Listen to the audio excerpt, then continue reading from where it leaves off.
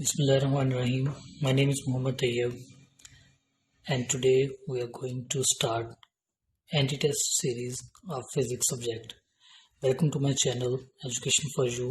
अगर आप आज फर्स्ट टाइम मेरे चैनल पे आए हैं तो आपसे रिक्वेस्ट है कि प्लीज़ चैनल को सब्सक्राइब करें ताकि आप जितने भी इम्पोर्टेंट वीडियोस हैं फिजिक्स के रेलिवेंट या एजुकेशन फील्ड के रेलिवेंट उनको मिस ना करें.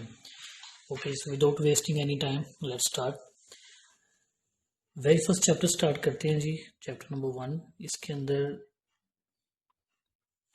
हमारे पास जो मेन है वो है जी फिजिक्स का इंट्रोडक्शन क्या है फिजिक्स का, फिजिकल क्वांटिटीज़ क्या होती हैं, सिस्टम ऑफ यूनिट्स क्या होते हैं, ठीक है, और एरर्स के बारे में, असेसमेंट, डायमेंशंस वगैरह इस तरह की चीज़ें हम पढ़ेंगे.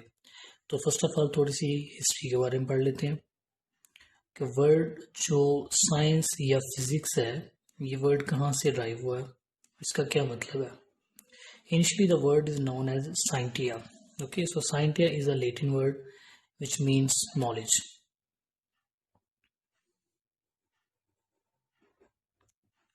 So scientia से ड्राइव हुआ जी word science.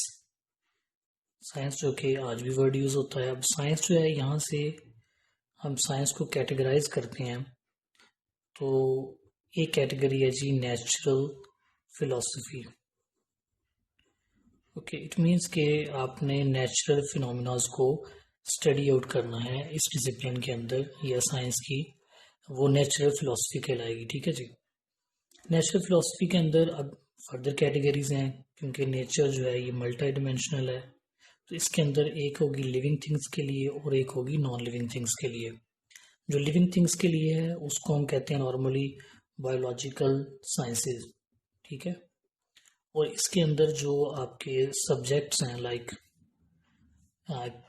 Biology, botany, zoology या इस तरह के जो सब्जेक्ट्स हैं बायो के रेलिवेंट, वो सारे के सारे इसमें पढ़ाए जाते हैं, ये पढ़े जाते हैं, ये रिसर्च की जाती है. तो ये हमारा मेनली टॉपिक नहीं है. ओके जी. तो नेचुरल फिलोसफी का जो दूसरा पोर्शन बनता है जी उसके अंदर हमारे पास फिजिक्स है और केमिस्ट्री है और इस तरह के सब्जेक्ट्स हैं लाइक जियोलॉजी है जो कि हम नॉन लिविंग थिंग्स के बारे में पढ़ते हैं. तो क्योंकि हमारा जो मेन मुद्दा है वो फिजिक्स है, दैट्स इट, हम सिर्फ फिजिक्स तक लिमिट रहेंगे. तो फिजिक्स जो है ये है क्या जी. बेसिकली आपने बहुत elementary classes even 9th class से डेफिनेशन पढ़ना स्टार्ट हो जाते हैं कि फिजिक्स एक ऐसी ब्रांच है साइंस की जिसके अंदर हम एनर्जी, मैटर और इनके म्यूचुअल कॉम्बिनेशन को स्टडी करते हैं. तो physics is a branch of science which deals with the study of matter, energy and the mutual relationship. This equation mainly written just to memorize you कि matter की जगह हमने जस्ट एक mess लिख लिया और एनर्जी लिख ली, तो मैस एनर्जी का relationship somehow you can say कि हम इस तरह इसको डेफिनेशन को याद रख सकते हैं, इसलिए मैंने ये इक्वेशन लिखी है. अब फिजिक्स के अंदर क्या है जी. फिजिक्स के अंदर ना फ्रंटियर हैं फिजिक्स के, यानी इसके मेन जो फ्रंटियर्स हैं ये कौन कौन से इसके एरियाज हैं जिसके अंदर फिजिक्स जो है वो सूटेबल है या पढ़ी जाती है या हम जाते हैं. ठीक है. तो फ्रंटियर्स जो हैं जी फिजिक्स के वो 3 हैं. ओके. एक हो गया जी एक्सट्रीमली लार्ज ऑब्जेक्ट्स के लिए या एक्सट्रीमली लार्ज बॉडीज के लिए. ठीक है. उसके अंदर एक्सट्रीमली लार्ज का या एमसीक्यूज के हवाले से कुछ क्वेश्चन पूछा जा सकता है. उसमें कौन सी चीजें आएंगी, ऐसे मैसेज जो ग्रेटर देन अर्थ होंगे. ठीक है जी. Number 2 for extremely small objects. तो अब एक्सट्रीमली स्मॉल ऑब्जेक्ट्स का क्या मतलब है, लेस देन एन एटम. तो एटम से लेस क्या हो सकता है जी, आपके पास इलेक्ट्रॉन्स है, न्यूक्लियस है, न्यूक्लियस के अंदर जो पार्टिकल्स हैं सारे के सारे, ठीक है, फैमिलीज हैं पार्टिकल्स की, वो सारी की सारी एटम या एटम से कम जो चीज़ें हैं, बेसिकली एटम से जो कम चीज़ें हैं ना उनको हम एक्सट्रीमली स्मॉल ऑब्जेक्ट्स कहते हैं. और इनके लिए हम नॉर्मली जो है वो क्वांटम मैकेनिक्स जो है ना उसको यूज़ करते हैं क्योंकि ये जो स्मॉलर पार्टिकल्स हैं ये हमारे ऑर्डिनरी फिजिक्स के जो लॉज हैं उनको फॉलो नहीं करते, ये डिफरेंट होते हैं. खैर अभी हम इसकी डिटेल में नहीं जाएंगे, स्टिक टू द लेक्चर. तो थर्ड फ्रंटियर जो है वो इन बिटवीन है, यानी इन दोनों के दरम्यान, और इसको हम कहते हैं जी मिडल साइज्ड या कॉम्प्लेक्स. ठीक है. तो कॉम्प्लेक्स स्ट्रक्चर या मिडल साइज स्ट्रक्चर। तो स्टूडेंट्स इसमें मिडिल साइज का मतलब है कि कहाँ से कहाँ तक होगा ये एटम से बड़ा, यानी एक मॉलिक्यूल से लेके तो कहाँ तक होगा ये आपके पास अर्थ तक। ठीक है जी। तो एक सिंगल मॉलिक्यूल से लेके जमीन तक जो भी चीजें दरमियान में आएंगी वो सारी की सारी कॉम्प्लेक्स या मिडिल साइज में।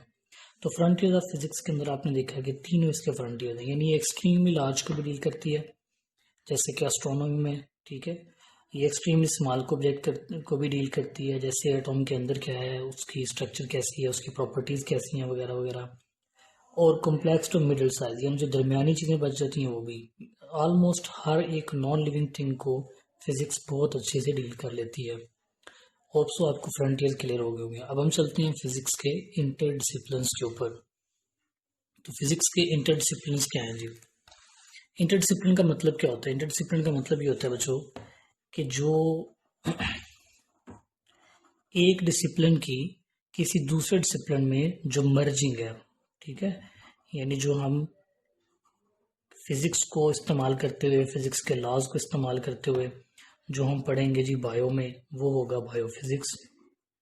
ठीक है, ये स्टूडेंट्स में आपको ना, क्योंकि अभी हम लेक्चर रिकॉर्डिंग कर रहे हैं तो इसमें राइटिंग का थोड़ा इशू है और हम सिर्फ जो है वो एक ही पेन यूज़ कर रहे हैं ताकि विजिबिलिटी इशू ना आए आपको। तो मैं इसके आपको नोट्स प्रोवाइड कर दूंगा। वो नोट्स जो हैं वो कलरफुल प्रिंट में होंगे और उसमें ज़्यादा से ज़्यादा नीट एंड क्लीन लिखा हुआ है। ठीक है, तो आपने परेशान होना, यहाँ सिर्फ आपने समझना है कि ये क्या चीज़ है। तो एक है जी बायोफिजिक्स, एक है जियोफिजिक्स। जियोफिजिक्स का मतलब है कि जियोलॉजी के अंदर फिजिक्स के रूल्स को यूज़ करते हुए उसको पढ़ना। तो जियोलॉजी क्या होती है? अर्थ की स्ट्रक्चर के बारे में पढ़ना, माउंटेन रेंजेस, माउंटेन्स कैसे हैं, कहाँ पे जो है वो बुलंदी ज़्यादा है, कमी ज़्यादा है, इसके अंदर चीज़ें कौन कौन सी हैं, यानी ज़मीन के बारे में सारा कुछ जो पढ़ा जाता है वो जियोलॉजी सब्जेक्ट होता है। और उसमें जो फिजिक्स के रूल्स लगा के जब हम पढ़ते हैं तो वो जियो फिजिक्स कहलाती है। ओके जी। तो नेक्स्ट वन इज, और भी बड़े सारे हैं इसके, लेकिन चले मैं एक और एग्जांपल आपको दे देता हूँ फिर हम आगे चलते हैं। जैसे कि जी एस्ट्रोफिजिक्स।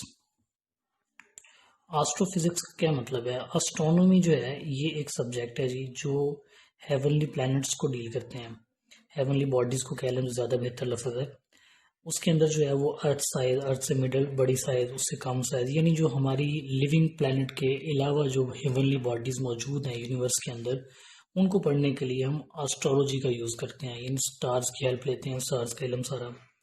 तो एस्ट्रोलॉजी को हम पढ़ने के लिए जो यूज़ करते हैं लॉज फिजिक्स के, वो एस्ट्रोफिजिक्स के अंदर आएगा। इसमें जो है वो बड़ी बड़ी टेलीस्कोप्स बनाना, ठीक है। फिर एक आपने पढ़ा होगा केपलर्स लॉ, ठीक है। केपलर्स लॉ से हम कैसे हेल्प आउट कर सकते हैं कि स्टार जो है वो टूवर्ड्स अर्थ आ रहा है या अवे फ्रॉम अर्थ जा रहा है, ठीक है। तो ये चीज़ें हम एस्ट्रोलॉजी के अंदर पढ़ते हैं फिजिक्स के रूल्स को यूज़ करते हुए। होप सो आपको ये इंटरडिसिप्लिन क्लियर हो गए होंगे। इसी तरह इसका यूजेज जो है वो केमिस्ट्री के अंदर भी है, वो मटेरियल साइंस की सूरत में फिजिक्स का यूजेज है वहाँ पे, और भी बड़े सारे डिसिप्लिन में है, ठीक है। बायो में शायद मैंने इतना डिटेल से नहीं बताया। बायो बेटा जी ये है कि आपके पास जो मशीन्स हैं, लाइक एक्सरे मशीन हो गई, ठीक है, या XRD हो गई, इस तरह की जितनी मशीन्स हैं वो सारी की सारी फिजिक्स के रूल्स को यूज़ करके ही काम करती हैं, ठीक है।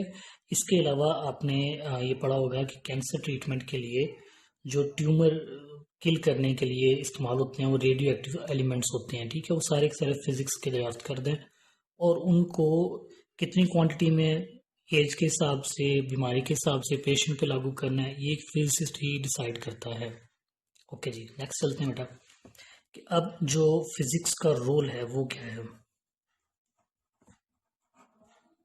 मैं बीच में आपको अपना इंट्रोडक्शन दे देता हूँ। मेरा नाम मोहम्मद तैयब है और मैं स्टार्स एकेडमी लाहौर की तरफ से एंड टेस्ट की प्रिपरेशन करवाता हूँ, ठीक है जी। तो लास्ट ईयर, अभी जो ये करंट ईयर चल रहा है, इसके अंदर मैंने प्रिपरेशन नहीं करवाई क्योंकि उसमें कोरोना की वजह से ऑनलाइन सारा काम हुआ है। बस चंद एक कैंपसेस जो लाहौर में थे वो चल रहे थे। तो इससे जो प्रीवियस था उसमें मैंने आज़ाद कश्मीर के अंदर एक सिटी है जी कोटली, ठीक है, वहाँ पे मैंने एंटी टेस्ट सेशन पढ़ाया था और वहाँ से माशाल्लाह से 4 से 5 जो हैं वो माशाल्लाह MBBS सेलेक्ट हुए बच्चे। You can visit them, you can call them, contact them. Kotli Azad Kashmir, it's a name of city, ठीक है। आज़ाद जम्मू एंड कश्मीर। और इसके अंदर स्टार्स कैंपस, स्टार्स एकेडमी का, स्टार्स लाहौर का यानी एक कैंपस है, वहाँ पे मैं टीच कर चुका हूँ और आप वहाँ पे बच्चों के रिव्यूज़ और बाकी सब देख सकते हैं। ओके जी, खैर ये मेरा थोड़ा सा इंट्रोडक्शन था। इसके अलावा भी मैं एंटी टेस्ट पहले भी पढ़ा चुका हूँ, लेकिन मैंने आपको रिसेंट बताना मुनासिब समझा, और क्योंकि ये रिसेंट भी 1 साल से ज़्यादा पुराना है। तो खैर अब आगे चलते हैं जी रोल ऑफ फिज़िक्स के ऊपर। रोल क्या है जी फिज़िक्स का? वैसे तो इसके बड़े सारे रोल्स हैं, ठीक है, लेकिन आप इसको सिंपलेस्ट करने के लिए जो एक रोल इसका पूछा जाता है मोस्टली, वो कह लें कि टेक्नोलॉजी के पॉइंट ऑफ व्यू से है। तो वो आप कह सकते हैं कि इसका जो रोल है वो एज अ मेटलाइड है, यानी कि मेटल्स को यूज़ करके डिफरेंट उनके मर्जिंग करके कोई नई चीज़ बनाना। और उसकी एक एग्जांपल के तौर पे आपको बता देता हूँ, जैसे कि सिलिकॉन है जी, सिलिकॉन से सेमीकंडक्टर्स बनाए जाते हैं, ठीक है। और सेमीकंडक्टर जो है ये वाइडली यूज़ होते हैं, आपकी जो एप्लीकेशन है इसकी वो चिप्स के अंदर हैं, कंप्यूटर्स के अंदर हैं, ठीक है। और आपकी ये जो बनती हैं क्या कहते हैं उसको, सिम कार्ड, मदरबोर्ड, ये सारी चीज़ें यूँ कह लें कि ये सारी सारी फंक्शन सेमीकंडक्टर्स के ऊपर है। मैं इसके एक दो लिख लेता हूँ कि चिप्स में इस्तेमाल होती है, और आप इसको कह सकते हैं कि मदरबोर्ड्स बनते हैं इसके, ठीक है। तो इस तरह की जो चीज़ें हैं जी वो बनाई जाती हैं इलेक्ट्रॉनिक्स के अंदर फिजिक्स को यूज़ करते हुए। ये मैंने क्यों लिखा है, क्योंकि ये वाला क्वेश्चन जो है वो रिपीटिंग पे आता है। इसके अलावा फिजिक्स के रोल्स क्या हैं जी? आपकी डेली लाइफ के अंदर आप जो साउंड सुनते हैं, ठीक है, वो कैसे आप तक आती है, कितना डेसिबल होता है, ये वो सारा आपने पढ़ी हुई है चीज़ें। अगर नहीं पढ़ी तो हम इसको भी जब साउंड के बारे में बात होगी तो डिटेल से कर लेंगे।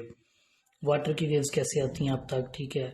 आई साइट जो है ये कैसे इफेक्ट होती है, इसको करेक्ट कैसे करते हैं, सही है। इसी तरह से और बड़े सारे रोल्स हैं फिजिक्स के जो हमारी डेली लाइफ में मौजूद हैं। ओके जी, तो नेक्स्ट चलते हैं बेटा फिजिकल क्वांटिटीज़ के ऊपर। और वैसे मैं प्रेफर ये करूँगा क्योंकि लेक्चर इसका लंबा हो जाएगा, फिजिकल क्वांटिटीज़ का जो पोर्शन है वो हम नेक्स्ट लेक्चर में इसको कवर करते हैं, यानी इसी के नेक्स्ट पार्ट में। आपने अगर कोई ब्रेक लेनी है तब तक ब्रेक ले लें, और ब्रेक के बाद आके दोबारा पढ़ लीजिएगा, अगर अगली वीडियो सुन लें। उसके अंदर हम बात करेंगे फिजिकल क्वांटिटीज़ के बारे में, ठीक है जी। ओके, और इसके रेलेवेंट जो MCQs हैं वो भी आप मुझे कमेंट बॉक्स में बताइएगा, मैं अपलोड करता जाऊँगा। साथ साथ आप प्रैक्टिस करेंगे तो इंशाल्लाह आपका एंटी टेस्ट जो है वो टाइमली आप उसकी प्रिपरेशन कर सकेंगे। तो फिलहाल इस वीडियो के लिए इतना ही, इंशाल्लाह यहाँ से हम नेक्स्ट वीडियो कंटिन्यू करेंगे। तब तक के लिए अपना ख्याल रखिएगा। Thank you so much. अल्लाह हाफ़िज़।